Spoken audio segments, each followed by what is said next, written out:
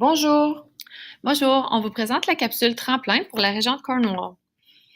Alors ici, vous retrouvez une page où vous avez plusieurs liens actifs qui vous permettent de vous rendre directement sur les diapositives des sujets en question. Alors, on va commencer par se remémorer un petit peu notre théorie d'action. Si les enseignants présentent les concepts à l'aide de matériels de manipulation, en offrant des occasions de résolution de problèmes en numération et en algèbre, alors les élèves seront en mesure de collaborer, de s'autoréguler, donc de mieux communiquer leur raisonnement. Vous comprendrez que dans la capsule, on a vraiment respecté votre théorie d'action, les urgences ainsi que les besoins de votre région et c'est pour ça que vous allez voir qu'on va vous parler du matériel de manipulation dans la capsule.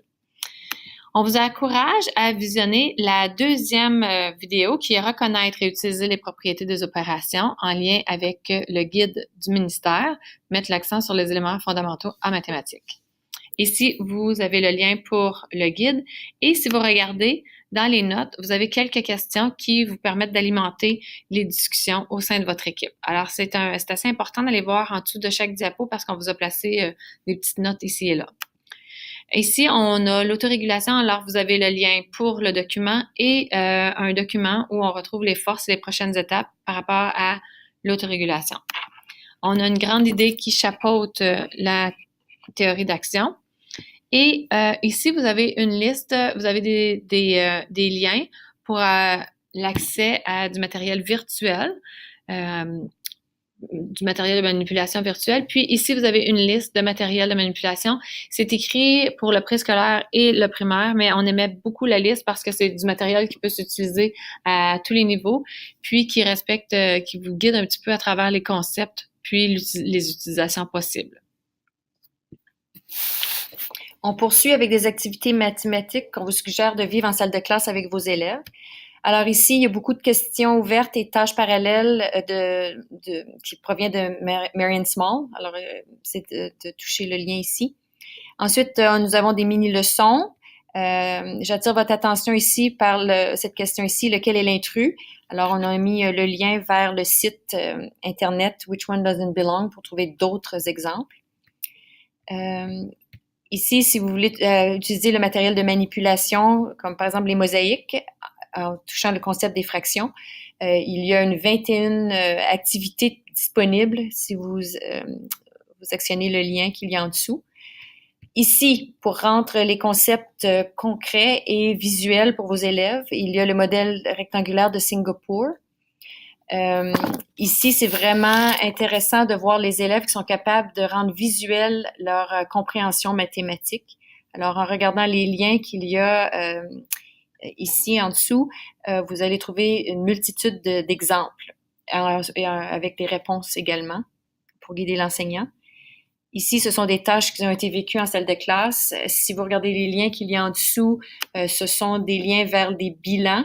Donc, il y a des questions, les constats, les observations qui ont été faites en salle de classe. Donc, si on continue, on tombe dans le domaine de l'algèbre. Et puis, encore une fois, il y a d'autres activités qui ont été vécues en salle de classe avec encore des bilans. Ici, des sites Internet intéressants pour développer la pensée algébrique. La même chose ici.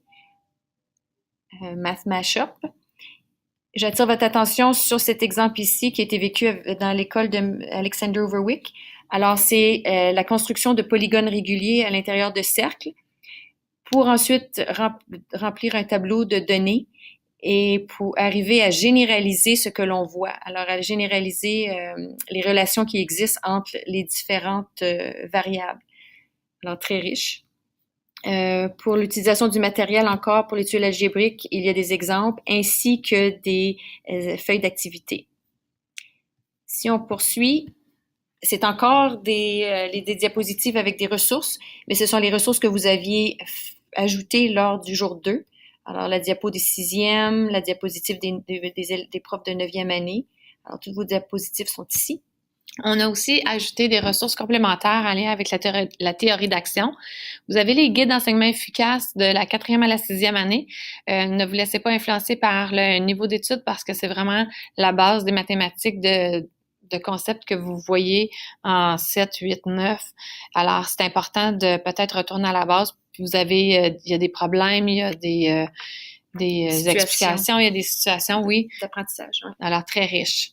Vous avez aussi celui de modélisation et algèbre et celui de 7e à la 10e année. Nous avons aussi ajouté des monographies en lien avec le raisonnement algébrique, les fractions et le raisonnement proportionnel. En espérant que ça vous guide jusqu'à notre prochaine rencontre tremplin. À bientôt!